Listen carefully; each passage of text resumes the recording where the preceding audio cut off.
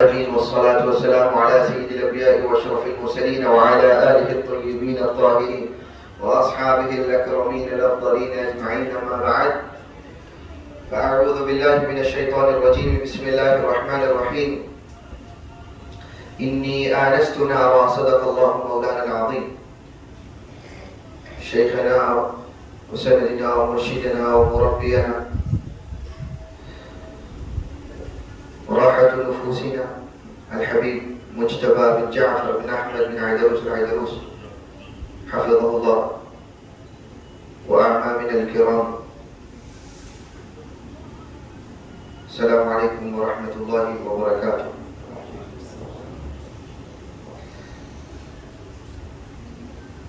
الحمدللہ، اللہ تعالیٰ نے قرآن مجید میں ہر موضوع کے حوالے سے گفتگو کی ہے، اور جس بھی حوالے سے قرآن مجید میں ڈھونڈا جائے، تلاش کیا جائے، اس کا حل ضرور نکلتا ہے، ملتا ہے. لیکن قرآن میں غوطہ زنی اور قرآن کے معانی کو سمجھنا یہ ہر کس و ناقص کی بات نہیں تھی، اور اللہ سبحانہ و تعالی نے جو ہر بات میں پوچھتے ہیں کہ قرآن میں ہے تو بتاؤ، تو ان کے لیے کہا وَنَزَّلْنَا عَلَيْكَ الْكِتَابَ تِبْيَانًا لِكُلِّ شَيْءٍ، کہ حبیب یہ جو قرآن ہر چیز کا بیان ہے، یہ ہم نے نازل آپ کے اوپر کیا ہے. وَنَزَّلْنَا عَلَيْكَ الْكِتَابَ، ہم نے آپ کے اوپر ایسی کتاب نازل کی کہ جس میں آپ کے لیے ہر چیز کا بیان ہے. باقی دوسروں کو جو کچھ سمجھنا ہے، بعض چیزیں ملیں گی، بعض چیزیں نہیں ملیں گی، انہیں آپ کے پاس آنا ہے، کیونکہ انما انا قاسم واللہ یعطی، کہ حضور صلی اللہ علیہ وسلم نے فرمایا کہ یقیناً میں بانٹنے والا ہوں اور اللہ مجھے عطا فرماتا ہے، اللہ مجھے عطا فرماتا ہے اور میں تقسیم کرتا ہوں.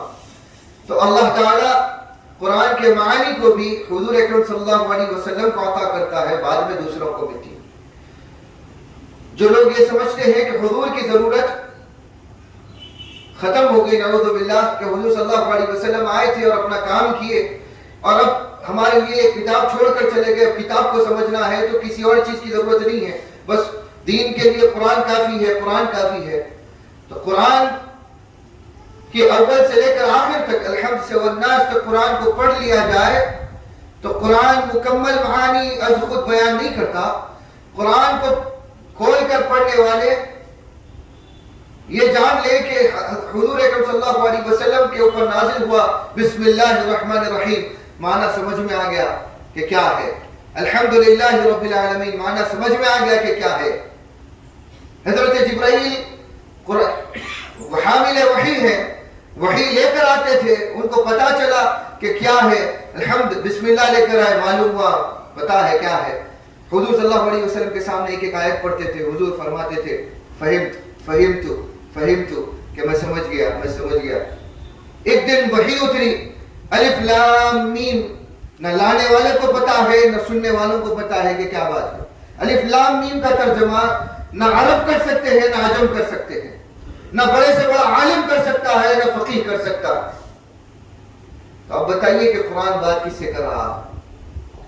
قرآن کے اندر احراف نازل ہوئے، الف لام را، حضور کے سامنے پڑھا گیا الف، حضور نے کہا فہمت، لام، حضور نے کہا فہمت، را، حضور نے کہا فہمت، میں سمجھ گیا. جبرائیل لانے والے جن کو زبردستی لوگ حضور صلی اللہ علیہ وسلم کا استاد بنانے پہ تلے ہوئے ہوتے ہیں، ان کو پتا ہونا چاہیے کہ جبرائیل خود ششتر ہے کہ کیا اترا ہے، جبرائیل خود پریشان ہے کہ کیا اترا ہے، مجھے کیا حکم دیا گیا. صرف الفابیٹس ہیں، معنی نہیں نکلتے اس کے، ان کا کچھ مطلب ہی نہیں نکلتا. الف لام میم کیا معنی کریں گے؟ حضور کہتے ہیں کہ میں سمجھ گیا. معلوم یہ ہوا کہ حضور صلی اللہ علیہ وسلم کے اوپر ایسا کلام بھی نازل کرنا ضروری تھا کہ لوگ جہاں یہ سمجھیں کہ قرآن کافی ہے تو پتا چلے کہ نہیں، وہاں پہ بھی نبی کا فہم کافی ہے. قرآن تمہارے سے مکمل بات نہیں کرے گا. قرآن کو حاصل کر لینے کے بعد ایسی قوم بھی آئے گی حضور ہی کی امت میں سے پیدا ہوگی کہ جو کلمہ انہی کا پڑھے گی، دین ان کی وجہ سے پہنچے گا۔ ما جاء به رسول اللہ، کہ حضور صلی اللہ علیہ وسلم کے ذریعے سے آیا، حضور صلی اللہ علیہ وسلم لے کر آئے، لیکن وہ واسطوں کو چھوڑ دیں گے۔ تو پھر اللہ تعالیٰ نے رہتی دنیا تک ایک قاعدہ بھی قائم کرنا تھا کہ نہیں، ان کو محتاجی بھی ہو رسول کی۔ اب الف لام میم کا معنی سمجھنا ہو تو آئے مدینے کو، آئے مدینے کی طرف اور آ کر پوچھیں در رسالت پر کھڑے ہو کر کہ مدینۃ العلم، کہ جس کے بارے میں حضور نے کہا نا مدینۃ العلم، میں علم کا مدینہ ہوں، علم کا شہر ہوں۔ لوگ سمجھتے ہیں کہ ہمیں سب کچھ پتا ہے، ہمیں سب کچھ پتا ہے، رسول کی علم کی بات آ جائے تو کہتے ہیں کہ رسول اللہ کو یہ نہیں معلوم، یہ نہیں معلوم۔ تمہیں کیا پتا ہے؟ تمہارے بارے میں قرآن کہتا ہے وَمَا أُوتِيتُم مِّنَ الْعِلْمِ إِلَّا قَلِيلًا، ہم نے تمہیں صرف قلیل علم دیا ہے۔ اور جب رسول اللہ کی بات آئی تو حضور کا خود اعلان کیا انا مدینۃ العلم، میں علم کا شہر ہوں۔ چھوٹا موٹا نہیں، تمہیں ذرات دیتی ہے کہ تمہیں قلیل علم دے دیا گیا، تمہیں اس قلیل میں سے پھر عقل دے دیا گیا، بہت کم علم تمہیں عطا فرمایا گیا۔ اور پھر رسول اللہ کی بات کی جائے تو رسول اللہ کو من حیث المجموع سارا علم کا شہر بنا دیا گیا۔ جتنا علم ہے ازل سے ابد تک کا سارا علم حضور صلی اللہ علیہ وسلم کے پاس، وعلی بابوہا، اور علی اس کا دروازہ۔ پھر اس شہر کا بھی ایک راستہ بنا دیا، کہا کہ اس شہر علم میں بھی جیسے چاہو ویسے نہیں آ سکتے، علی کو اس کا دروازہ بنا دیا گیا، اس کے ذریعے سے آنا۔ اور علی کے پاس پہنچنا ہے تو حسن و حسین ہے، زین العابدین ہے، حسن مثنیٰ ہے، پھر ان کی اولادیں ہیں، ان کی ذریتیں ہیں، پکڑ پکڑ کر آؤ۔ جس زمانے میں ہو اس دور میں علی کی اولاد کو پکڑ کر علی تک آؤ، باب مدینہ علم تک آؤ، پھر وہاں سے پھر چل کر رسول اللہ تک رسائی ملے، نہیں تو ورنہ کچھ نہیں۔ الغرض کہ قرآن مجید اولیاء و صالحین کے مشرب کی بات کرنے کو آئے تو کہتا ہے حضرت موسیٰ علیہ السلام چلے ہیں مدین سے، حضرت شعیب علیہ السلام کے ہاں زانو تلمذ اور ادب سیکھ کر حضرت موسیٰ علیہ السلام کو بھیجا گیا۔ مدین سے نکلے، اپنی زوجہ شعیب علیہ السلام کی دختر کے ساتھ نکاح ہوا، شہزادی کے ساتھ نکاح ہوا، واپس چلے ہیں۔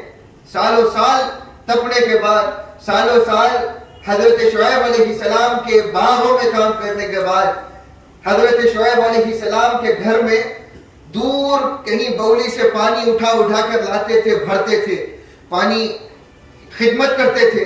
اس خدمت گزاری کے بعد جب وقت کے نبی کو تیار کر کے بھیجا گیا تو پھر مدین سے نکل کر حضرت موسیٰ علیہ السلام وادی سینا میں چلے ہیں۔ دور پہاڑی میں کوہ طور پہ آگ جل رہی ہے، ایک وادی سے آگ جل رہی ہے، وادی ایمن، قرآن وادی ایمن بھی پکارا اس کو، کہا کہ وادی ایمن میں جلتی ہوئی آگ دیکھی تو اپنی زوجہ سے کہتے ہیں، قرآن اس کو نقل کرتا ہے، انی آنست نارا، کہ میں ایک آگ کو جلتا ہوا دیکھ رہا ہوں اور اس سے مجھے محبت ہو رہی ہے، میں اس کی طرف کھینچا جا رہا ہوں۔ تو انا آتی کا، کہ تم یہیں پہ ٹھہرے رہو، میں تمہارے لیے جا کر میں اس آگ میں سے کچھ شعلہ، کچھ انگارہ لے کر آتا ہوں، یا نہیں تو کم از کم میں تمہارے لیے وہاں سے کچھ خبر ہی لے کر آتا ہوں۔ یہ قرآن مجید میں حضرت موسیٰ علیہ السلام کا کلام ہے، اور اس کو دیکھو تو یہ دار و مدار بنتا ہے قواعد تصوف کا اور مشرب اولیاء کا، اور خاص طور پر سیدنا و حبیبنا القطب الاقطاب عیدروس بن حسین عیدروس رضی اللہ عنہ کی حوالے سے، ان کی ذات گرامی کے حوالے سے دیکھا جائے تو ان کا کہ جو مشرب سیدنا حبیب عیدروس کا تھا وہ محبت کے اوپر قائم تھا، اور یہی قرآن وہاں سے محبت کی ابتدا کا ذکر کرتا ہے۔ بلا محبت کچھ نہیں ملتا۔ سیدنا سلطان الملأ الحبیب عبداللہ بن ابی بکر العنکروس رضی اللہ عنہ کی بیت الاحمر میں ارشاد فرماتے ہیں سلوک کا سب سے پہلا مقام شروع ہوتا ہے خوف سے، اور اس خوف کا پھل ملتا ہے، تو سب سے پہلا مقام شروع ہوتا ہے سالک کا، ایک مرید کا توبہ سے، توبہ کا پھل ہوتا ہے محبت۔ جو جتنا تائب ہوتا ہے اللہ کے پاس، جو جتنا اللہ تعالیٰ کی بارگاہ میں ہر روز توبہ کرتا ہے، بہرحال اپنے آپ کو، اپنے گناہوں کو یا اپنی چھوٹی چھوٹی لغزشوں کو بڑا سمجھ کر اللہ کے پاس میں توبہ اختیار کرتا ہے، اللہ تعالیٰ اس کو فَأَثْمَرَ لَهُ الْحَالِ الْوَهَابِيِّ کہ فرماتے ہیں سیدنا سلطان الملأ الحبیب عبداللہ العنکروس کہ اس کے دل کو اللہ تعالیٰ ایک پھل عطا فرماتا ہے، اس کو ایک موہوب کرتا ہے، ایک حال، اور وہ ہے فہی محبت، اور وہ محبت ہے، وہ محبت اللہ اس کے رسول کی ہے، اور وہ محبت بڑھتی جاتی ہے تو درجات بڑھتے جاتے ہیں، مقامات بڑھتے جاتے ہیں، مقامات سے حال سے پھر کیفیات بنتی جاتی ہیں، اور وہ کیفیات بدلتی ترقی پاتا ہے، اور پھر ساری کتاب میں ایک سے بڑھ کر ایک مقامات کا تذکرہ ہے جو ایک سالک کو ابتدا سے منتہا تک جو احوال پیش آتے ہیں ان کو کھلے انداز میں سیدنا سلطان ملأ رضی اللہ عنہ ارشاد فرما دیے۔ تو یہ بات ہے کہ کہا کہ سب سے پہلے کیا ہوتا ہے جب انسان کے نفس کو توڑا جائے۔ دیکھیے کہ اللہ تعالیٰ اپنے محبوبوں کو جب چنتا ہے تو کیسے مسائل سے گزارتا ہے۔ محبوب بن جاتے ہیں تو بغیر کسی محنت کے نہیں بنتے۔ اللہ اپنا حبیب بھی بنانا ہوتا ہے تو موسیٰ علیہ السلام کو پیدا یتیم ہوئے، پیدا نہیں ہونے دینا چاہتا تھا فرعون، کہ پتہ چل گیا تھا نجومیوں سے کہ ایک بچہ پیدا ہوگا تیری سلطنت میں جو تیری سلطنت کو ختم کرنے والا ہوگا، نہیں پیدا ہونے دوں گا، ساری کائنات کی طاقت لگا دی، نہیں پیدا ہونے دوں گا۔ اللہ نے کہا تیری ناک کے نیچے پیدا کروں گا، تیری ناک کے نیچے سے اس کو نکالوں گا۔ پیدا ہوئے، ماں سے دور ہو گئے، ماں سے ایک دریائے نیل میں ماں نے ڈال کر ایک ٹوکری میں چھوڑ دیا۔ ٹوکری آئی پہنچی تو فرعون کے محل میں، فرعون کی بیوی کے ہاتھ، فرعون کی بیوی خود اس بچے کو اٹھاتی ہے، پالتی ہے، آنکھ کے نیچے ان کی آنکھوں کا، فرعون کی آنکھوں کا کبھی تارا بن کر آگے بڑھتے ہیں، پیدا ہوتے ہیں، بڑے ہوتے ہیں، پروان چڑھتے ہیں۔ پھر جب وقت آیا تو اللہ تعالیٰ آگہی عطا فرماتا ہے کہ موسیٰ جو تمہارے دل کے اندر وحدت کی جستجو پاتے ہو اور اللہ کی تلاش پاتے ہو، یہ فرعون کے محل میں نہیں ملے گی، آؤ وادیوں کا سفر کرو۔ وادیوں کا سفر کروایا، ان کے دل میں اب ان کی نبوت کا اظہار پیدا فرمایا کہ ہاں تم میرے نبی ہو اور تم ایک مقصد کے تحت پیدا کیا گیا، تم فرعون کے بیٹے نہیں ہو، فرعون کے بیٹے کہلاتے ہو لیکن بیٹے نہیں ہو۔ گئے، جب آگہی ہوئی تو چلے کہ میں نبی ہوں، اب ہوش تھا نبوت کا تو چلے اور جا کر چاہا کہ فرعون کے محل کو نیست و نابود کر دے، تو اللہ تعالیٰ نے پھر وہاں سے نکال دیا۔ محل میں بڑے سب ہو گیا، اب محل سے بھی نکال دیا کہ نہیں، ابھی تمہارے اندر جمع نہیں ہے تو ابھی آؤ۔ شعیب علیہ السلام کے پاس بھیج دیا، 11 سال 17 سال روایات مختلف کہ پرورش میں رہے، شعیب علیہ السلام کی تربیت میں رہے۔ جب تربیت کا نکھار پیدا ہوا اور اپنے نفس کو مار دیا اور اپنے ہونے کا خیال تھوڑا ختم ہوا تو جب وادی سینا سے بلایا، وادی ایمن سے آواز دی، جلتا ہوا شعلہ چنگاری پیدا کر۔ محبت آگ پیدا کرتی ہے۔ قرآن کی روح سے دیکھیں تو انی آنست نارا کہ کہا کہ میں نے ایک آگ پائی ہے، اس آگ سے محبت محسوس کر رہا ہوں۔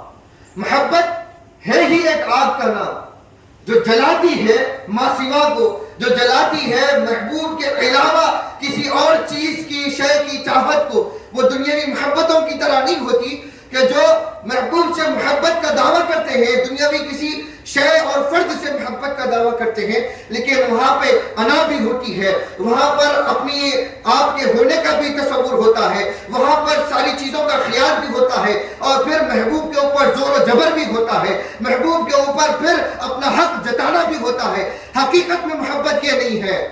کہا کہ موسیٰ کو دیکھو، محبت ہو گئی تو کھچا چلا آیا، انی آنست نارا، کہ وہ آتا ہے اپنی زوجہ کو کہتا ہے کہ ٹھہر جاؤ، میں جاتا ہوں اس آگ کی طرف جس سے مجھے محبت ہوئی ہے، پھر وہاں سے تمہارے لیے یا تو انگارہ لاتا ہوں یا تو پھر تمہارے لیے کوئی خبر لاتا ہوں۔ بہت بڑی گہری بات ہے، لیکن اختصاراً کرتے ہوئے چلے تو موسیٰ علیہ السلام چلے اس آگ کی طرف، تو ایک بقعہ نور ہے، ایک درخت ہے کہ جس کے اندر آگ جل رہی ہے، شعلہ جل رہا ہے، اس شعلے سے محبت ہوئی۔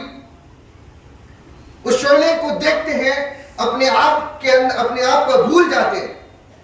تو وہاں سے جب پہنچے تو وہ اس بقعہ نور سے، اس آگ سے آواز آتی ہے، یا موسیٰ انی انا اللہ رب العالمین، کہ موسیٰ تم ایسے ہی نہیں آئے تھے، تم ایسے ہی بلائے نہیں گئے ہو، یہ جو آگ کو دیکھ رہے ہو یہ تمہارے رب کی لقاء کی آگ ہے، جو پہلے تو تمہارے اندر تربیت کے ذریعے سے پیدا کی، تربیت سے تمہارے نفس کو مٹایا، تمہارے کچھ نہ ہونے کی خبر دی، جب تم کچھ نہ ہونے کے قابل بنے تو تمہیں بلایا اور اس بقعہ نور کی طرف تمہارے رغبت عطا کی، تمہیں رغبت دی، اور جب تم اس کی طرف آ گئے تمہیں وصال دیا، تو انی انا اللہ، کہ میں اللہ ہوں رب العالمین، جو سارے کائنات کا رب ہے۔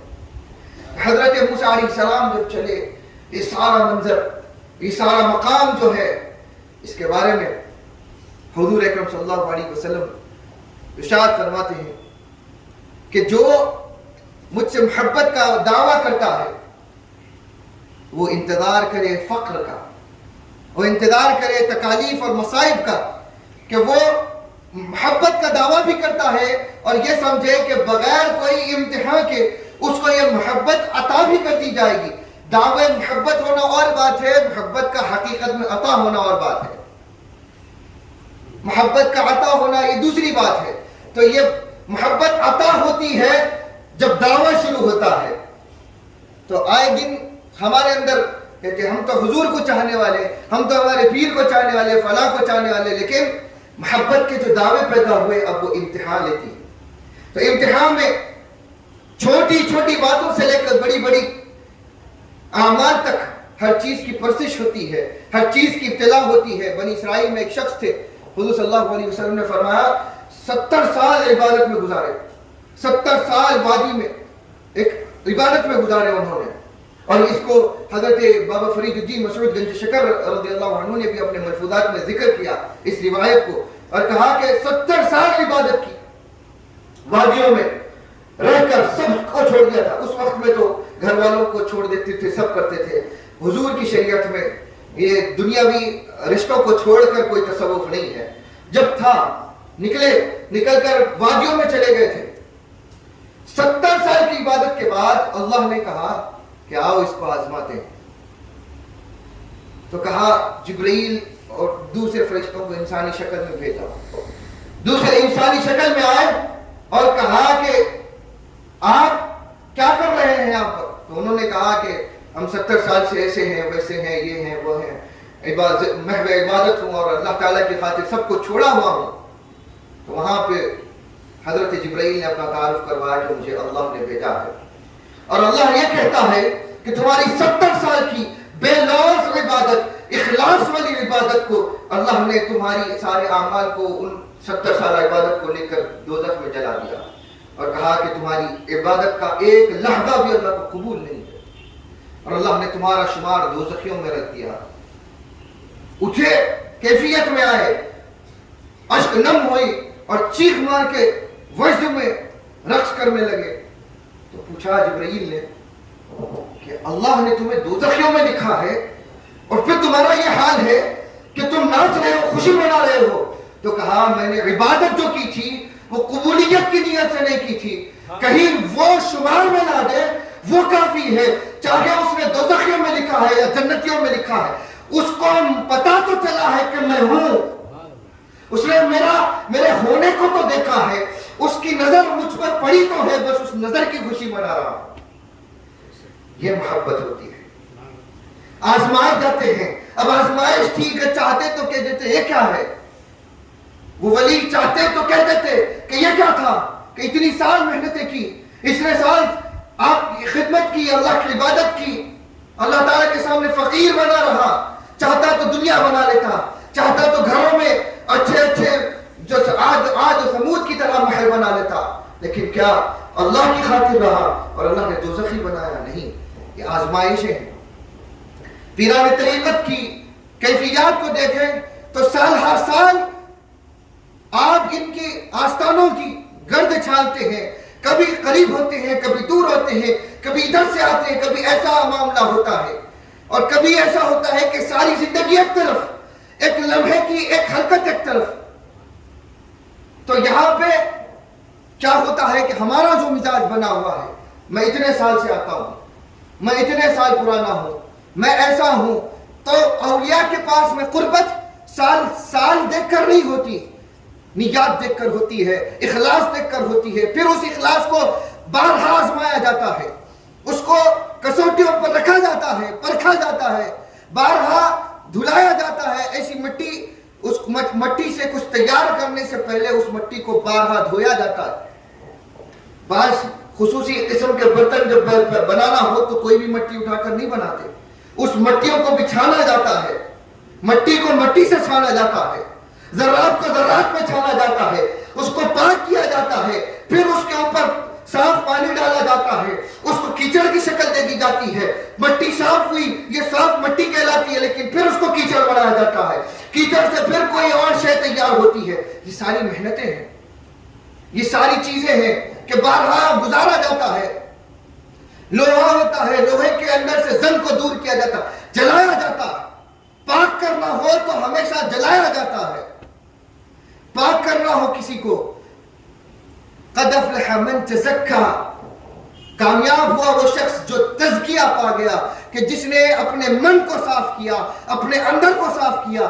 اندر کا صاف اسی وقت پاک ہوتا ہے کہ جب جلے، جب اندر سے کچھ جلے، جب حرارت پیدا ہو۔ اور مدینہ کو بھی حضور نے کہا کہ مدینہ بھٹی کی طرح ہے، جو مومن اور کافر کو پاک کر دیتا ہے، مومن اور بے ایمان کو پاک کر دیتا ہے، وہ جلا کر راکھ کر دیتا ہے ایسوں کو کہ جس کے اندر ایمان نہیں ہوتا۔ تو جلانا، یہاں بھی لفظ استعمال جلانا ہے، اولیاء کے پاس میں بھی جلانا ہے۔ اللہ نے بھی قرآن میں استعمال کیا کہ جلایا ہے۔ حضرت ابراہیم کو جلایا تھا، نہیں؟ حضرت جبرائیل علیہ السلام کے آنے سے پہلے نار نمرود میں پھینکا جا رہا ہے حضرت ابراہیم کو، تو وہاں پہ بھی جلایا جا رہا تھا، جل رہے تھے۔ اب کس کو معلوم جل رہے تھے نہیں جل رہے تھے، یہ اور بات ہے، لیکن معنی تربیت کی روح سے پکڑو تو جل رہے تھے، لیکن جلن کا احساس اس لیے نہیں تھا کہ اللہ کی طرف لوٹے ہوئے تھے، لو اللہ سے لگائی ہوئی تھی۔ جبرائیل اترے کہ اے ابراہیم چاہو تو ایک پل کے ہوا کے اندر میں ساری آگ کو گلزار ٹھنڈا کر دو۔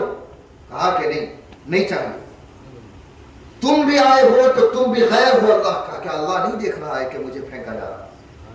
جب اس درجہ توکل دیکھا حضرت سیدنا ابراہیم کا تو خود ندا دی، یا نار کونی بردن وسلام علی ابراہیم، کہ اے آگ، یہاں بھی آگ ہے، بارہا آگ ہے، ہر جگہ آگ ہوتی ہے، جلاتی ہے، پل صراط کے نیچے بھی آگ ہے جس میں سے جلائے گی بروں کو اور اچھے پاک ہو کر نکلیں گے۔ کیا ہے یہ بارہا آگ کا تصور؟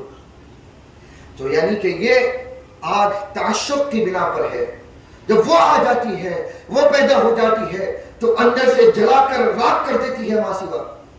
حضور صلی اللہ علیہ وسلم نے حضرت مصعب بن عمیر ہے رضی اللہ عنہ، معلم اور شبیہ رسول بھی کہلاتے تھے۔ حضرت مصعب بن عمیر معلم مدینہ کے، سب حضور نے ہجرت سے پہلے انہیں بھیجا تھا مدینے کو تاکہ وہ لوگوں کو سکھائیں، اسلام سکھاتے تھے۔ ایک مرتبہ کیا دیکھتے ہیں کہ حضرت مصعب بن عمیر آ رہے ہیں، رسول اللہ صلی اللہ علیہ وسلم صحابہ کے ساتھ بیٹھے ہوئے ہیں، खच्चर पर 2 चमड़े वाला लिबास पहना हुआ है, आ रहे हैं। हुजूर ने उनकी तरफ देखा, दूर से आता हुआ देखकर सहाबा से कहा कि वो देख रहे हो वो कौन आ रहा है? तो कहा कि या रसूलल्लाह हाँ मुसअब बिन उमैर। कहा कि ये वो शख्स है कि जब क़ब्ल इस्लाम, यानी ये इस्लाम कबूल करने से पहले मैं इसको देखता था, ये सबसे बड़े रईस का बेटा था, मक्का के सबसे पैसे वाले बच्चे का बाप का बेटा था। लेकिन क्या हुआ, वो जब अपने माँ बाप के साथ था तो सबसे आला तरीन लिबास मक्के में वो पहनता था, सबसे आला तरीन खुशबू कि जब लगाने तो दिलों तक खुशबू ना जाए वैसी खुशबू लगाता था। और हुजूर ने कहा 500 दीनार और दिरहम का लिबास होता था उसका उस वक्त के हुजूर के दौर में। और कहा कि देखो आज इस्लाम ने उसका क्या हाल किया। हुजूर की आंखों में अश्क आ गए। कहा कि आज देखो मेरी और अल्लाह की मोहब्बत ने उसका क्या अंजाम किया। घर से निकाल दिया गया, मसाइब आए, तकालीफ आई, लेकिन वो राजी बरदा है और एक खच्चर पर 2 चमड़े ओढ़े हुए आ रहा। हुजूर की आंखें नम हुई और कहा ये हाल होता है कि जो मोहब्बत में कर, ये रमज़गाह है, इश्क में कदम रखना। लोग आसान समझते हैं मुसलमान होना कि ये मुसलमानी आसानी से नहीं मिली थी, ये मोहब्बतें और ये शबाहतें रिसालत की सल्लल्लाहु अलैहि वसल्लम आसानी से नहीं मिली थी। उसके लिए इतना मरे थे, इतना घसे गए थे। तो क्या हुआ, हजरत मूसा अलैहिस्सलाम चले, कोह तूर पर पहुंचे, वहां पर अल्लाह ताला ने 30 दिन बिठा दिया। लिक़ा से पहले 30 दिन बिठाया। कहा कि मूसा आए तो हो लेकिन अभी कुछ सफाई बाकी है। 30 दिन बिठाया। 30 दिन बैठने के बाद हजरत मूसा अलैहिस्सलाम को फिर ख्याल आया कि 30 दिन बैठने का हुक्म दिया था। कहा कि हे अल्लाह मैं 30 दिन बैठ चुका हूं, मैं 30 दिन बैठ चुका हूं। तो कहा कि जो तूने कहा है कि मैं 30 दिन बैठ चुका, अभी तुझे होश है? जब बिठाया हमने है तो क्या हमें नहीं मालूम कितने दिन हुए हैं, कितनी गिनती पूरी हुई है? तो कहा मालूम। तो कहा जहां तूने खता कलामी की है हमारे सामने, हमें दिन गिनाता है, और 10 दिन बैठ जा। अब नहीं गिने, अब जो और 10 दिन बैठे अब नहीं गिना कुछ भी। मामूली नहीं है ये, आन बनी इसराइल के शख्स की बात नहीं थी, ये उस कलीम की बात है कि जिसे अल्लाह ने मुंतखब किया था। हर नबी को भी ये दर्जा हासिल नहीं है हज़रत मूसा को जो हासिल था। लेकिन उसके बावजूद 10 दिन और बैठे। क्या समझते हैं मोहब्बत का सफर इतना आसान था? अपने आप को मुरीद कहना आसान है, अपने आप को अल्लाह उसके रसूल की तरफ मोहब्बत के दावे में लगाना आसान है, लेकिन उसकी आजमाइशों पे खरा उतरना उतना ही मुश्किल है। तो कहा 10 दिन और बैठे, खामोश रहे। तो कहा अब आगे आओ। खुद अल्लाह ने आवाज दी कि आगे आओ मूसा। मूसा आगे चले तो कहा रब्बी अरिनी अंजुर इलैक, दुआएं कर रहे हैं कि अल्लाह तू मुझे अपना आप दिखा, तू मुझे अपना आप दिखा। रब्बी अरिनी, तू मुझे खुद को दिखा। उस खुद को दिखाने में अल्लाह ताला ने झिड़क दिया। कहा कि मूसा तू अभी भी नहीं समझा कि तू कहता है कि मुझे अपना आप दिखा, तू अभी भी हमारे सामने आके कहता है कि मैं हूं, तू है, और तुझे अपने अपने होने का जो मैं का एहसास है, ये एहसास को नहीं खत्म किया। तो माफी मांगने लगे। तो अल्लाह ने कहा कि ठीक है, जब माफी मांग ली तो तुझे दीदार तो नहीं कराऊंगा, क्यों तूने मैं बहुत की है, तेरे इस मैं के बदले दीदार तो नहीं दूंगा। ठीक है, एक सबील निकालता हूं, क्योंकि तू नबी है और नबी की दुआ कभी रद्द नहीं होती, किसी नबी की दुआ कभी रद्द नहीं होती। तो कहा तूने जब दुआ की 9 मरतबा दुआ की थी, रब्बी अरिनी अंजुर इलैक, तो कहा 7 मरतबा, किसी ने कहा 9 मरतबा दुआ की रब्बी अरिनी अंजुर इलैक। तो ठीक है, अब क्या सबील निकालते हैं कि ठीक है मैं इस पहाड़ पर अपनी एक तजल्ली डालता हूं, पूरा दीदार नहीं, अपने दीदार को पर्दाए गैब में रखते हुए, कुदरत के तमाशों में रखते हुए एक झलक डालता हूं। अगर इन इस्तक़र्रा मकानुहु, अगर वो अपने मकाम पर इस्तिक़रार पकड़े हुए रखे, अगर वो पहाड़ जमा हुआ रहे तो समझ जाना तुम भी दीदार कर लोगे। अगर वो न जमा हुआ रहे और चूर चूर हो जाए तो फिर समझना तुम दीदार नहीं कर सकोगे। तो ठीक है, सबील कबूल की। تو فلما تجلی ربہ للجبل کہ جب اللہ نے تجلی فرمائی کوہ طور پر، اور مولا روم یہاں پہ کہتے ہیں اس تجلی کی کیفیت یہ ہے کہ سوئی کے نوک کے 1000 حصے کیے جائے، اس 1000 حصوں کا 1000واں حصہ جتنی جھلک ہوتی ہے ویسی جھلک پردہ غیب میں نازل ہوئی. اور کیا ہوا کہ کوہ طور سارا ٹوٹ پھوٹ کے چور ہو گیا، اور موسیٰ علیہ السلام جو کھڑے تھے وہ ان کے اندر بھی لغزش آ گئی اور قدم لرزہ برندان ہوئے اور گر گئے. کہا فخر موسیٰ صعیقا کہ موسیٰ بے ہوش ہو کر گر گئے. جو ہی وہ جھلک پڑی کوہ طور پر، اس جھلک کے دیدار نے وہیں پہ بے ہوش کر دیا. تو اب اللہ نے سبیل دی تھی، جواب مل گیا کہ نہیں کر سکتے دیدار. لیکن جب ہوش آیا تو اب جب یہ بے ہوشی سے پہلے موسیٰ کو اپنے ہونے کا خیال تھا، اب ہوش آیا، اب یہ ہوش دوسرے تھے. وَتَبَتَّلْ إِلَيْهِ تَبْتِيلًا قرآن کہتا ہے کہ کٹ کر اپنے آپ کے اوپر، نفس کے اوپر اپنے ہونے کی چھری سے جب اس کو کاٹا جائے اور خدا کے ہونے کے وجود کو ثابت کیا جائے اور اپنے کو خود کو مٹا لیا جائے، وہاں تبتل ہے. اس کے بعد تبدیل کیا ہے کہ پھر اس ختم اپنے نفس کو ختم کرنے کے بعد کہ تو ہی تو ہونے کو جب منظور کر لیا جائے اس کو تبدیل کہتے. جب یہ کیفیات کے ساتھ جب دوسرا ہوش آیا تو کہا کہ یہ ہوش دوسرا ہوش ہے موسیٰ کا، پہلے کا ہوش ختم ہوا. یہ اولیاء صالحین کے نکات وہ فرماتے ہیں کہ پہلا ہوش میں ہوں، میں ایسا ہوں، میں فلاں ہوں، میں فلاں کا بیٹا ہوں، یہ ہوش ختم ہوئے. اب نیا ہوش ہے. اولیاء کے پاس میں یہی ہوش لے کے آنا کہ جو پہلے انا کر کے آتے ہو اس انا کو مٹانا ہے. اس کے بعد میں کیا ہوں؟ میں نہیں ہوں، آپ. حضرت چراغ دلی نصیر الدین پہنچے تھے نظام الدین اولیاء کے پاس میں سید ہوں، سید کا بیٹا ہوں. عالم تھے، بہت بڑے عالم.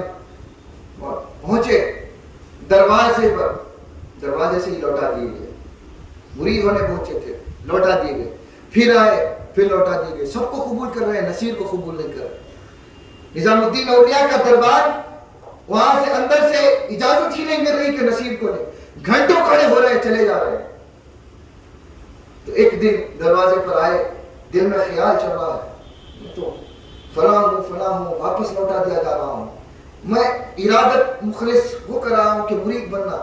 مرید ہونے کی جو بات ہے وہ مخلص تھی، لیکن انا جو تھی وہ غلط تھی.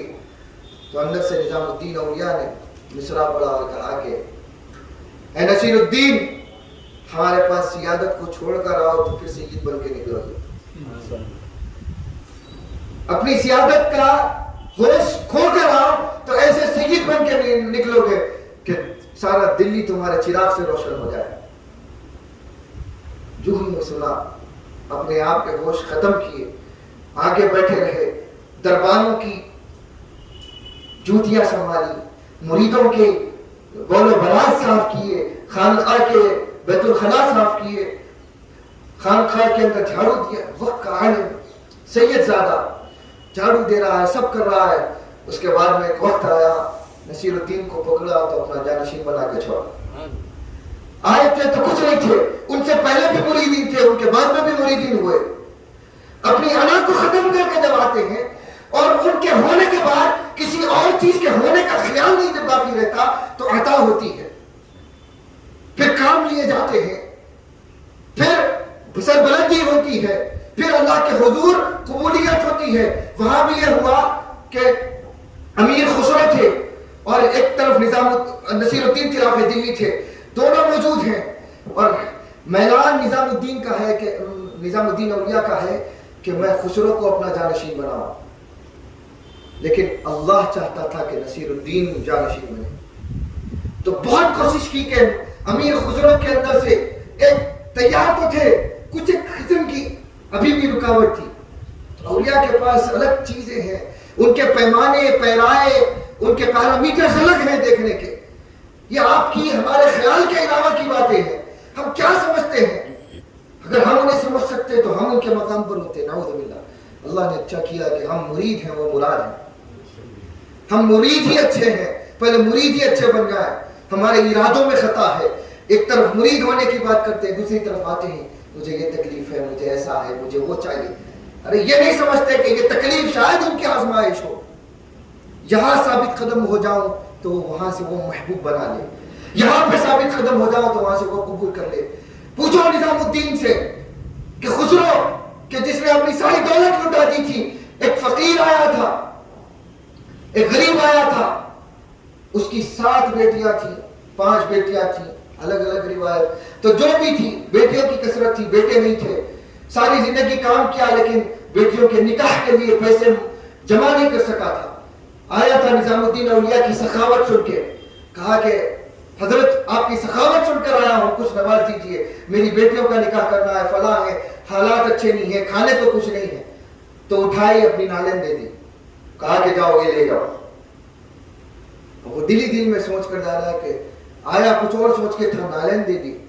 راستے میں چلے ہیں، وہاں سے امیر خسرو جو درباری تھے اس وقت بادشاہ کے، تو کسی اور جگہ کو فتح کر کے، کسی اور علاقے کو فتح کر کے مال لے کر، اور پھر بادشاہ نے ان کو، بادشاہ کے دربار کے شاعر بھی تھے، تو بادشاہ نے ان کو بہت سارا مال وغیرہ سونا چاندی عطا کیا تھا. اس کو لے کر آ رہے ہیں اونٹوں پر، گھوڑوں پر لے کر آ رہے ہیں. جیسے ہی ایک لمحہ ہوا تو کہا کہ مجھے کچھ قسم کی خوشبو آ رہی ہے.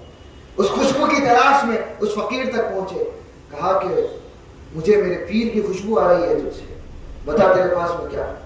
کہا کہ کون پیر؟ کہا کہ میں نظام الدین اولیاء کا مریدی. بتا تیرے پاس میرے پیر کی کون سی چیز؟ تو کہا کہ میں ان کے پاس گیا تھا، ایسا ایسا معاملہ ہے، اور انہوں نے مجھے یہ دے دیا. کہا کہ نہ، میں تجھ سے سودا کرنا چاہتا ہوں، اگر تو راضی ہو تو اس نالین کو لیتا ہوں اور سارا یہ زیورات اور سارا مال تجھے دے دوں. تو کیا تو راضی ہے؟ وہ راضی ہو گیا. نالین کے بدلے ساری دولت دے دی، اور پیر کے نالین کو سر پر اٹھا کر دلی آئے. حضرت نظام الدین اولیاء کے پاس پہنچے تو جو ہی دور سے آتا ہوا دیکھا تو یہاں پہ بیٹھے بیٹھے خانقاہ میں کہتے ہیں واہ واہ خسرو تو نے کامیابی کا سودا کیا، واہ خسرو تو نے کامیابی کا سودا کیا، تو کامیاب ہوا. جیسے ہی آئے نالین قدموں میں رکھی تو کہا کہ کیا ہی فائدے کا سودا کیا. ایسا خسرو جس کے بارے میں کہتے ہیں کہ میرے حضرت نظام الدین کے انتقال کے وقت خسرو قریب نہیں تھے، شہر میں نہیں تھے. تو کہا کہ خسرو کو پتہ ہونے نہ دو، میری میت کو اس کے آنے سے پہلے دفنا دینا. کہا کہ اگر وہ آئے گا تو مجھے اٹھ کر ملنا پڑے گا. کہا مجھے قبول نہیں، شریعت اجازت نہیں دیتی.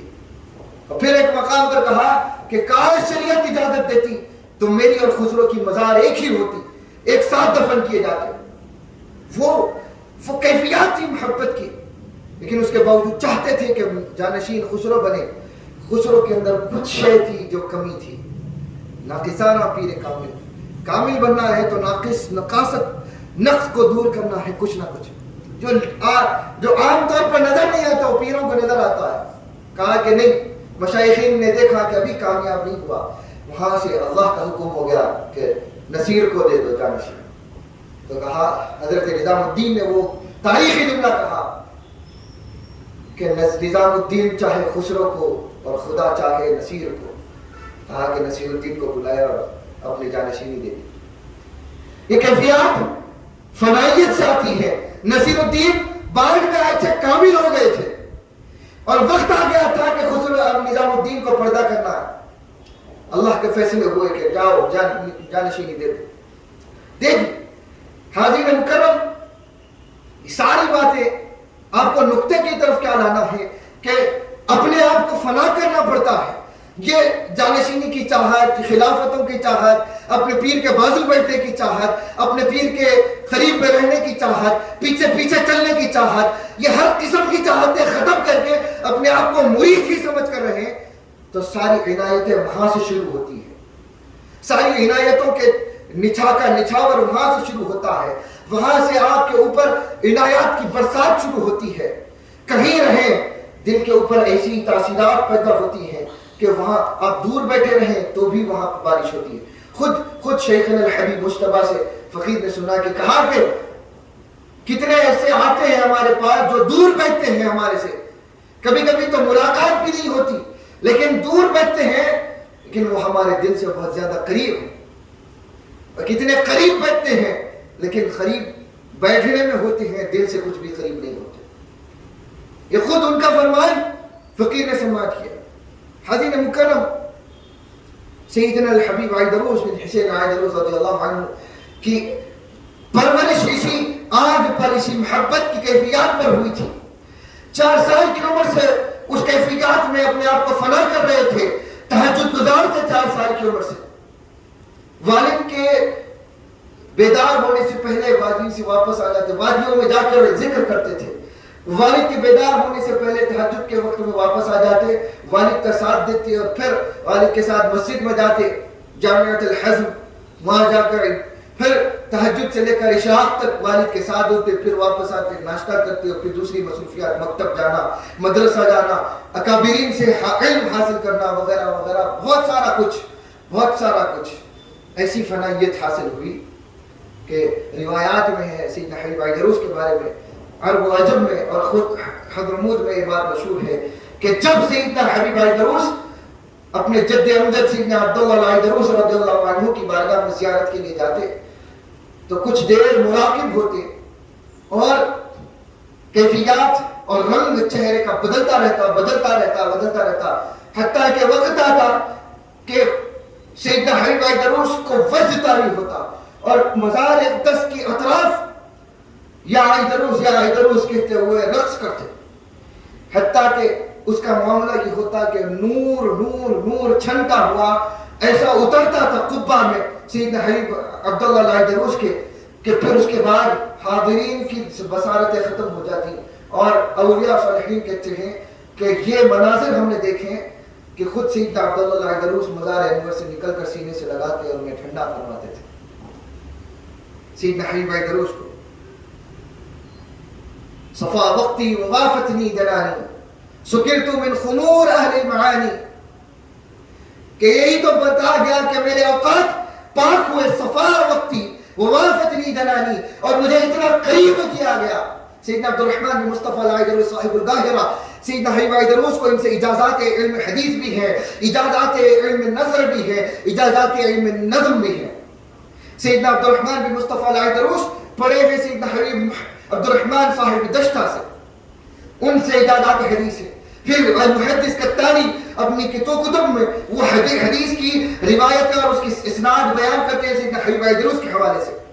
لوگوں نے حبیب عیدروس کو کرامتوں کے لیے سمجھا ہے، ہمارے لوگ صرف اتنا ہی پہچانتے، کرامتیں ان کی گرد راہ ہیں، کرامتوں کی ان کے پاس ضرورت نہیں اور حاجت نہیں. وہ خوارق عادات کے علاوہ وہ ادا ہو جاتی ہیں، وہ چاہتے نہیں ہیں کہ کرامتیں دکھائیں لیکن وہ ان سے صادر ہو جاتی ہیں.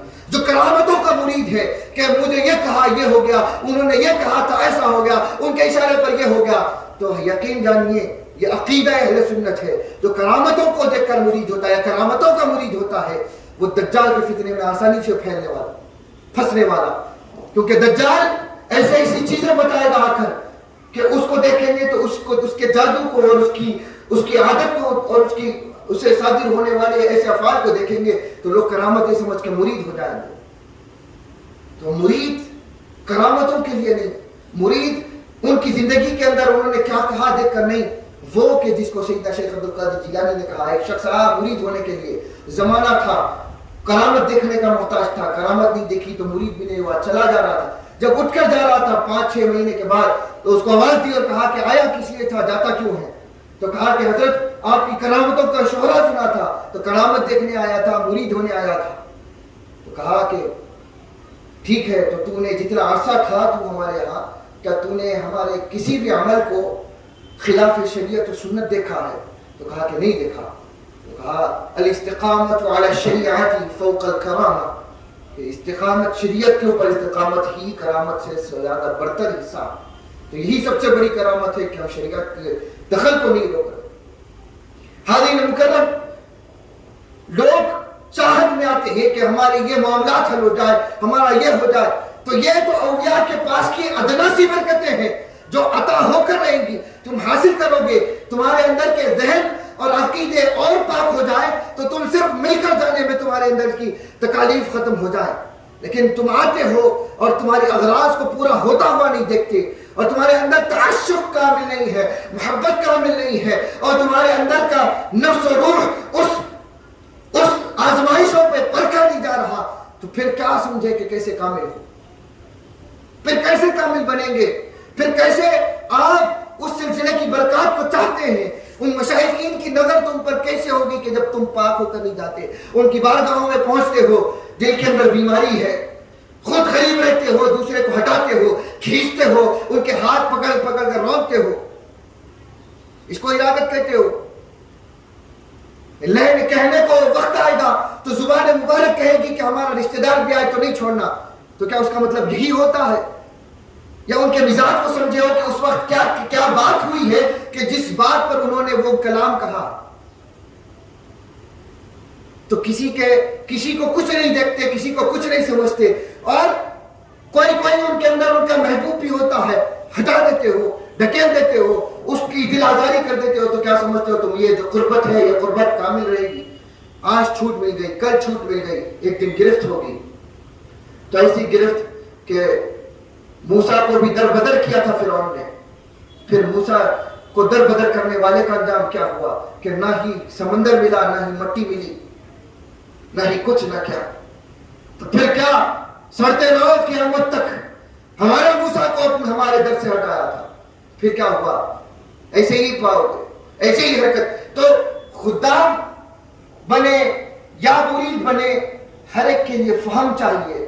ان کی بارگاہوں میں ہر اس مقام کے لیے آپ کو فہم کی ضرورت ہے۔ نالین برداری کرتے ہو تو نالین برداری کا بھی فہم ہے کہ کب ضرورت ہے کب نہیں ہے نالین کی، وہاں پہ اتنا خیال رکھنا پڑتا ہے۔ ہر چیز کے اسرار ہیں، لیکن ہماری عقلوں پہ پردے، حکم ہوتا ہے کہ یہ نہیں کرنا ہے، لیکن اس کے بعد باوجود بھی کرتے ہیں اور کہتے ہیں کہ ہم تو ان کی پیروی کر رہے ہیں، ہم ان کی خدمت میں ہیں، ہم ان کے مرید ہیں، اتنے سال سے آتے ہیں، ہمارے کو سکھا رہے۔ سال پر عقل نہیں کھلتی، ادب پر عقل کھلتی ہے۔ جب عقل کے ہوش آتے ہیں، حقیقی ہوش کا جامع پہنایا جاتا ہے، تو پھر سال کا ہوگا، ایک دن کا ہوگا، اس کے اندر کیفیات اتباع کی پیدا ہوتی ہے۔ سیدنا شیخ الحبیب مجتبیٰ بن جعفر الدروش کو سمجھنے والوں نے کچھ سمجھا ہی نہیں ہے۔ ان کا مقام، ان کی رفعت ہم سے نہیں پوچھئے کہ کیا ہے، آپس میں مت خیال کیجئے کہ کیا ہے۔ ان کا مقام پوچھنا ہے تو ان کے والد سے پوچھئے، حبیب جعفر سے، کہ کیا تھا، کیا مقام ہے ان کا۔ ان کے دادا سے پوچھئے حبیب احمد سے کہ کیا مقام ہے۔ ان کے پردادا سے پوچھئے سیدنا حبیب آئیدروس سے کہ کیا ہے۔ سیدنا حبیب حسین سے پوچھئے کہ کیا ہے۔ سیدنا حبیب احمد سے پوچھئے کہ کیا ہے۔ سیدنا حبیب عمر سے پوچھئے کہ کیا ہے۔ سیدنا حبیب احمد بن محمد سے پوچھئے کہ کیا ہے۔ احمد بن عبد الرحمن سے پوچھئے کیا ہے۔ عبد الرحمن بن محمد سے پوچھئے کیا ہے۔ محمد بن عبد الرحمن سے پوچھئے کیا ہے۔ حبیب عبد الرحمن بن محمد سے پوچھئے کیا ہے۔ محمد بن حسین سے احمد سے پوچھئے کہ کیا ہے۔ احمد بن حسین سے پوچھئے کیا ہے۔ حسین بن سلطان الملک عبداللہ العیدروس سے پوچھئے کیا ہے، جنہوں نے ان کو بٹھایا ہے۔ پھر ان سے سیدنا فقیہ مقدم تک جائیے، وہاں سے سیدنا امام جعفر صادق سے پوچھئے کیا ہے۔ سیدنا امام محمد باقر سے پوچھئے کیا ہے۔ ان کا مقام آپس کی اور لوگوں کی کان سے کلام سے نہیں ملے گا، آپس میں باتیں سے میں گویا کرنے سے نہیں ملے گا۔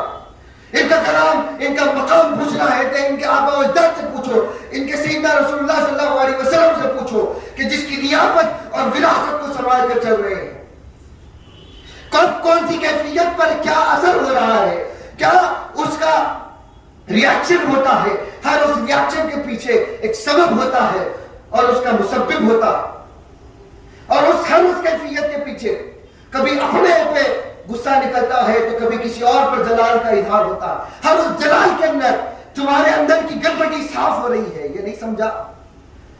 بڑا شوق ہے آگ کے قریب ہونے کا، تو آگ آتی کا کہ کیا کہا تھا موسیٰ علیہ السلام نے کہ میں تجھے وہاں سے بقبس، میں تجھے وہاں سے کچھ آگ کا انگارہ ہی لے کر آتا ہوں، جاؤں تو اس محبت کی انگار تیرے اندر لے کر آؤں گا، اگر نہ لا سکوں تو کم از کم خبر لاؤں گا۔ تو یہ محبت کے پہلو ہے۔ مشائخین کے پاس بیٹھے تو یا تو اس محبت کا اثر لے کر اٹھے کہ آپ جب تو اس محبت کی آگ دوسروں میں پڑ جائے، یا نہیں تو کم سے کم اس محبت کی خبر ہی سنایا کرے یا لے کر اٹھے۔ سنانے سے مطلب آپ کو حکم نہیں دیا جا رہا، لیکن آپ کے خود اندر جب گندگی صاف ہوگی تو وہ خبر خود بخود لوگوں تک پہنچے گی، آپ کی نفاست تزکیہ ظاہر ہوگا اور وہ خود کام کرے گا۔ ان کا پوچھنے والوں، شریعت ان کے چہرے کو بتانے والوں، آپ خود کئی مریدین زد میں ہیں، فتنوں کی کئی مریدین ہیں، آنے جانے والے زد میں آتے ہیں، تو یہ آزمائشیں ہیں، لغزشیں ہیں، دو راستے بتا دیے جاتے ہیں، بہتتا ہے سنبھل جاتا ہے، جو سنبھلتا ہے وہ کامیاب و بامراد ہوتا ہے، جو وہاں پہ لغزش کھا جاتا ہے، ٹوکر کھا جاتا ہے، پرسرات ہے، ہر لمحہ پرسرات ہوتی ہے جب مریدی ہے، ورنہ آؤ خالی برکتیں لو چلے جاؤ، ارادت نہیں۔ مرید ہونے کا تو بعد میں کرتے کیوں کہتے ہیں؟ کیونکہ ارادت جب ہو جاتی ہے تو معاملات بدل جاتے ہیں، آزمائشیں بدل جاتی ہیں، کیفیات بدل جاتی ہیں۔ وہ ایک حلقہ ارادت ہوتا ہے کہ جس کے اندر آپ کو شامل کیا جاتا ہے، اس کے انوار کے اندر ٹکا ہونا ہوتا ہے، تو پھر زبان و خیال، ہر خیرت کی ہر شے اس کو باادب ہو جانا پڑتا ہے۔ جب نہیں ہوتی تو پھر کچھ نہیں۔ شریعت ان کو پوچھتے ہو یا خود صاحب شریعت سے پوچھو کہ یہ کون؟ خود شریعت سے پوچھو کہ یہ کون ہے جو بیٹھے ہیں؟ اس کے پاسبان ہے یا اس کے مخالف بیٹھے؟ بعد میں آ کر ان سے کلام کرو، بعد میں آ کر اپنی زبان کو جرأت دو۔ کیا کہتی ہے شریعت خود؟ لا تقولوا رائنا، کہ ایسے الفاظ سے مت پکارو کہ جو جن کے اندر تم تھوڑا برابر بھی بے ادبی پاؤ۔ رائنا لفظ اس وقت گالی کے طور پر بھی استعمال ہوتا تھا، کہہ دیا کہ میرے حبیب سے بات کرو تو لا تقولوا رائنا، کہو کہ انظرنا، نظر کرم فرمائیے۔ قرآن سکھا رہا ہے، قرآن کا کلام، انظرنا، کیا کہو کہ نظر کرم فرمائیے۔ فرمایا کہ لا تجہروا لہو بالقول کجہر بعضکم بعضا، میرے حبیب کو اس طرح سے آواز نہ دو جیسے کہ تم آپس میں ایک دوسرے کو دیتے ہو، آپس میں ایک دوسرے کو جیسا پکارتے ہو ویسا نہ پکارو۔ کیا ہو رہا ہے؟ کیسی بدتمیزی ہے؟ پھر اس کے بعد ارادت ہے، پھر اس کے بعد انہی کے بڑوں کے پاس میں جا کر کہتے ہیں کہ ان سے نسبت ہے، بغیر اس واسطے کے نسبت نہیں قائم ہو سکتی، بغیر ان کے واسطے سے از خود جا کر تم نسبت قائم کرنا چاہو تو ساری نسبتیں ان سے ہو کر گزرنی ہے۔ آج کے زمانے میں ہو تو ان کے بغیر نہیں ملے گی، ان کے بڑوں کے زمانے میں ہو گئے تو جب کہنا تھا کہ ان کے بڑوں سے نسبت تھی، تو نسبتیں کامل بنتی ہیں ایسے درجوں سے، ایسوں کے پاس آ کر بیٹھنے سے، اپنے آپ کو کامل بنانے سے، ورنہ تو پھر تصور خالی ہوا کا ہے، اپنے نفس کی ہوا کا ہے، اپنی خواہشات کا ہے۔ اللہ تعالیٰ کہنے سننے سے زیادہ اللہ تعالیٰ ہمیں کامل بنائے۔ پہلے اس فقیر گویا کو اللہ تعالیٰ اس کا کامل ادب دے، جو کچھ بولنا چاہتا تھا اور بول چکا ہے، جن چیزیں ذہن میں اترتی ہیں لیکن کلام کا وقت نہیں، تو اللہ تعالیٰ پہلے اس فقیر کو باادب بنا کر بٹھائے، آپ کی صحبتوں میں، آپ کی دربار میں، آپ کی رفاقتوں میں، آپ کی جلوت و خلوت کے اندر آپ کا مرید جب رکھے تو پھر باادب بھی رکھے۔ آپ کے اندر اللہ تعالیٰ ہمارے اندر قرینے بنا کر پیدا کر کے لائے کہ جب آئیں تو باادب ہو کر آئیں، جب ادب نہ ہو تو بجائے آ کر اپنے نفس کے اوپر گندگی اور اپنے اوپر میلان اور وبال ڈال لینے کے اور اللہ کے عتاب کا شکار ہونے کے اللہ تعالیٰ محفوظ رکھے کہ پہلے ہی ادب کے ساتھ آیا کرے۔ اللہ تعالیٰ ہمیں قرینے دے ان کے محبت کے، ادب کے، اللہ ان کی رفاقت عطا فرمائے تو پھر رفاقت کا سلیقہ دے، قرینہ دے۔ اللہ تعالیٰ آپ کو صحت و سلامتی کے ساتھ عمر دراز دے۔ اس بحر ایدروس کا جو موج تلاطم ہے، جسیم حبیب مصطفیٰ بن جعفر ایدروس کی شکل میں رواں ہے، جو ٹھانڈے مارتا ہے تو اس موج کے دریا سے فیضان لیتا ہوا، اس دریا کا ہی ایک حصہ ہوتا ہوا کبھی کناروں پر آتا ہے تو کبھی بیچ سمندر میں وہ اپنے آپ کو فیضان عطا کرنے کے لیے لبالب جاری و طاری رہتا ہے۔ اور اللہ تعالیٰ ہمیں اس دریا کے ساتھ ایسی وابستگی دے کہ جتنا پیے ادب کے ساتھ پیے، جتنا آئے ادب کے ساتھ آئے۔ اللہ تعالیٰ اس دریا کو، اس سمندر کو، اس تلاطم کو، اس وجود بابرکت کو جو پلانا چاہتا ہے، جو لوگوں کو خراب نہیں کرنا چاہتا، جو لوگوں کو مٹانا نہیں چاہتا، اللہ اس موج بحر کو سلامت رکھے، اللہ تعالیٰ اس مہکدے کو اور مہکدے کے ساتھی کو سلامت رکھے، اللہ تعالیٰ سیدنا الحبیب مجتبیٰ بن جعفر العیدروس کو صحت و سلامتی دے، عمر دراز دے، اللہ تعالیٰ آپ کے باادب آپ کے تمام ان امام کرام کو اللہ صحت و سلامتی دے کہ جن کے ذریعے سے وہ نجوم ظاہر ہوتے ہیں اور جو ان کے ذریعے سے پھر انہی کا پردہ کبھی یہاں سے جھلکتا ہے کبھی وہاں سے جھلکتا ہے، ان کی رنگتیں کبھی یہاں سے آتی ہیں کبھی وہاں سے آتی ہیں، اللہ ان رنگتوں کو سلامتی دے، اللہ عمر دراز دے، اللہ تعالیٰ سیدنا الحبیب کا اقبال بلند سے بلند کرتا رہے، اللہ تعالیٰ ہر جگہ جہاں ان کی جتنی رسائے اللہ وہاں سے ان کی برکت عطا فرمائے، جس مقام سے ہو اس مقام سے ہمیں ان کی رنگتیں حاصل ہوں، ان کی رفاقتیں حاصل ہوں، اللہ ہمیں سلامتی دے، اللہ تعالیٰ ان کے تمام اعداء کو بھی ہدایت عطا فرمائے، وصلی اللہ علیہ وسلم محمد و آلہ وصحبہ وسلم.